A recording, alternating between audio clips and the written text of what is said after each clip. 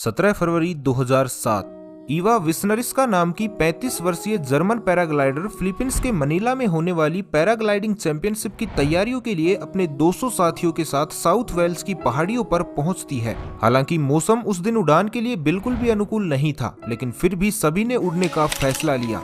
ईवा ने भी अपने पैरासूट, जीपीएस, रेडियो और मोबाइल को अच्छे से चेक किया और 12:57 पर साउथ वेल्स की पहाड़ियों से अपने पैरासूट के जरिए उड़ान भरी। अभी तक सब कुछ सामान्य था, लेकिन उड़ान भरने के करीब 40 मिनट बाद ईवा ने कुछ ऐसा देखा जिसे देखकर वो सन्न रह गई। उसने तुरंत ही अंदाजा लगा लिया कि वो किसी बड़ी मुसीबत में फंसने वाली है, क्योंकि ईवा को आसमान में 2 बड़े और काले बादल नजर आ रहे थे, जो कि आने वाले एक बड़े और भयानक तूफान का संकेत दे रहे थे। यहाँ पैराग्लाइडर्स को इस बात का डर सता रहा था कि कहीं वो इस भयानक तूफान की चपेट में न आ जाएं। इसलिए ऐसे में मौके की नजाकत को समझते हुए सभी पैराग्लाइडर्स ने तुरंत ही लैंड करने का फैसला लिया। लेकिन अफसोस, इस तूफान ने ईवा को इतना समय ही नहीं दिया कि वो लैंड कर पाए, और वही हुआ जिसका ईवा को डर था। कुछ ही देर में उस भयानक तूफान ने ईवा को अपने आगोश में ले लिया। वहीं दूसरी तरफ उसके बाकी सभी साथी सही सलामत लैंड कर पाने में कामयाब रहे। चारों तरफ कड़कड़ाती बिजली, घनघोर अंधेरा और तेज हवाएं। इस टाइम ईवा को कुछ समझ ही नहीं आ रहा था कि आखिर वो इस सिचुएशन में क्या करे।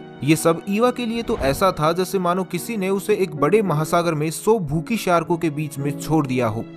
ईवा ने जैसे तैसे करके अपनी टीम को कांटेक्ट करने का ट्राई किया, लेकिन इसका भी कोई फायदा नहीं हुआ, क्योंकि उसके सिग्नल लॉस्ट हो चुके थे और साथ ही उसके कंपास ने भी काम करना बंद कर दिया था। वहीं दूसरी ओर जमीन पर लैंड करने से मात्र कुछ सेकंड पहले ही उनका एक चाइनीज पैराग्लाइडर साथी तेज हवाओं और तूफान की चपेट में आने के कारण रास्ता भटक गया, जिसके कारण कुछ देर बाद ही उस पर आकाशीय बिजली गिरने के कारण उसकी मौत हो गई, जो उसके साथियों के लिए किसी बुरे सपने से कम नहीं था। इधर कुछ ही देर में तूफान ने ईवा को 7000 मीटर की ऊंचाई पर पहुंचा दिया। इस ऊंचाई पर पहुंचने के बाद ईवा को लगा कि अब वो 10 से 12 सेकंड से ज्यादा सरवाइव नहीं कर पाएंगी, क्योंकि इस ऊंचाई पर पहुंचने के बाद हवा का दाब इतना कम हो जाता है कि सांस लेना भी काफी मुश्किल हो जाता है। साथ ही हमारी बॉडी में ऑक्सीजन की मात्रा भी काफी कम हो जाती है, क्योंकि हवा का दाब कम हो जाने की वजह से हमारी बॉडी लंग्स में मौजूद ऑक्सीजन को तेजी से यूज करने लगती है। ऐसे में पर्याप्त ऑक्सीजन न मिल पाने की वजह से ईवा की जान भी जा सकती थी। साथ ही इस हाइट पर पहुंचने के बाद टेम्परेचर भी -45 डिग्री सेल्सियस तक पहुंच गया था।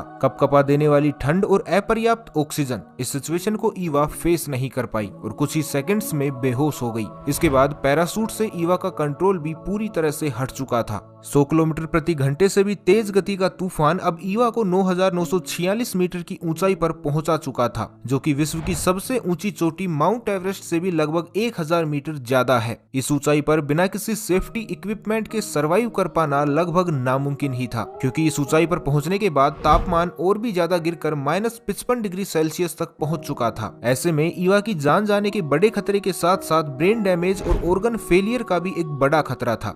इस समय ईवा की बॉडी का मेटाबॉलिज्म भी डाउन हो चुका था और बेहोश होने के बाद बॉडी का वेट एक साइड में झुक जाने के कारण अब पैरासूट भी एक ही पॉइंट के इर्द गिर्द यानी 360 डिग्री के सर्कल में चक्कर काटने लगा। ऐसे में ईवा के जिंदा बचने के चांस अब ना के बराबर हो चुके थे, लेकिन तभी एक चमत्कार होता है और ईवा का पैरासूट अपने आप ही तेजी से नीचे की ओर आने लगा। अब उसका पैरासूट 200 किलोमीटर प्रति घंटे से भी तेज गति से नीचे की ओर गिरने लगा था, जो कि किसी लोअर लेवल पर किए गए फ्री फॉल से कहीं ज्यादा था। कुछ ही देर में ईवा 6900 मीटर की ऊंचाई पर पहुंच चुकी थी। इस ऊंचाई पर पहुंचने के बाद पर्याप्त ऑक्सीजन और एटमॉस्फेयर की हीट के कारण ईवा की बॉडी अब कुछ गर्म होने लगी थी और लगभग 45 मिनट से ज्यादा समय तक बेहोश रहने के बाद फाइनली ईवा को होश आने लगा। जैसे ही उसकी आंखें खुली तो उसे विश्वास ही नहीं हुआ कि अब भी वो जिंदा है, लेकिन खतरा अभी टला नहीं था, क्योंकि काफी लंबे समय तक -55 डिग्री सेल्सियस से भी ज्यादा तापमान में रहने के कारण उसकी पूरी बॉडी फ्रीज हो चुकी थी और उसका हार्नेस भी हेलस्ट्रोम यानी कि ओलों से भरा हुआ था। इस सिचुएशन में ईवा अपने हाथ पांव को हिला तक भी नहीं पा रही थी। ऐसे में बिना ग्लाइडर को कंट्रोल किए उसके जिंदा बचने की पॉसिबिलिटी काफी कम थी, लेकिन उसके पास जिंदा बचने का ये आखिरी मौका था, जिसे वो किसी भी कीमत पर गंवाना नहीं चाहती थी।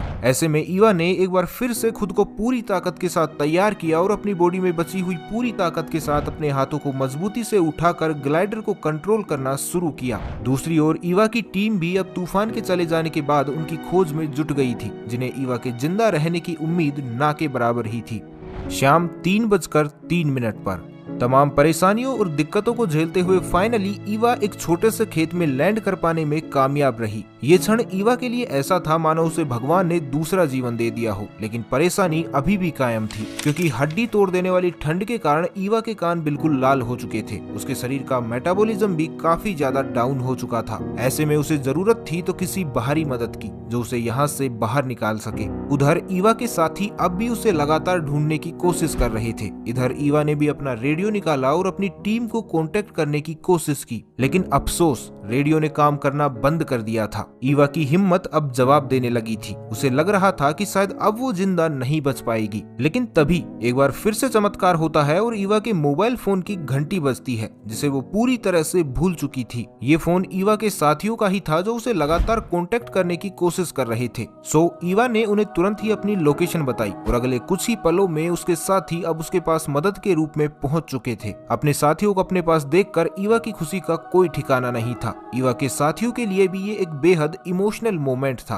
क्योंकि एक और जहां उन्हें ईवा के जिंदा बचने की खुशी थी, तो वहीं दूसरी ओर अपने साथी पैराग्लाइडर को खोने का गम भी था। लेकिन ये तो सिर्फ ईवा के जिंदा रहने की जिद और जुनून ही था जिसने उसे मौत को भी अपना रास्ता बदलने के लिए मजबूर कर दिया। और साथ ही अनजाने में ही सही, लेकिन इतनी ऊंचाई से बिना किसी खास सुरक्षा उपकरणों के जिंदा लौटने पर ईवा अपने नाम एक वर्ल्ड रिकॉर्ड भी कर चुकी थी। आपको बता दें कि ईवा ने इस घटना के कारण 30,000 फीट की ऊंचाई पर बिना किसी सुरक्षा उपकरणों के सरवाइव करने का वर्ल्ड रिकॉर्ड बनाया था, जो कि इससे पहले 24,000 फीट का था। ईवा के पैराग्लाइडिंग के प्रति जुनून को आप इस बात से भी समझ सकते हैं कि इस घटनाक्रम के महज 6 दिन बाद वो फिर से माउंट बोरा पर्वत की चोटियों पर पैराग्लाइडिंग करने के लिए पहुंच चुकी थी। तो उनके इस जज्बे को हमारी तरफ से भी एक सलाम, और ईवा के इस जज्बे के लिए इस वीडियो को एक लाइक तो बनता ही है। तो बस आज के लिए इतना ही। मिलते हैं एक नई वीडियो में, तब तक के लिए खुश रहें, मस्त रहें, हंसते रहें। भगवान करे आप सभी का दिन शुभ हो।